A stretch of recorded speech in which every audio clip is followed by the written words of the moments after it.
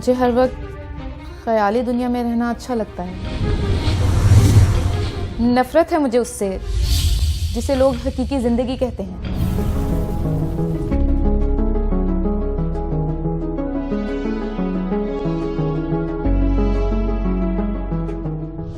हर मोहब्बत में एक पागलपन जरूर होता है, मेरी मोहब्बत भी ऐसी ही है।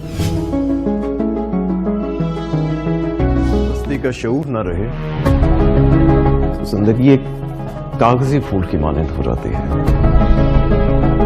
आज के आदमी के लिए सबसे ज्यादा अजनबी वो खुद है।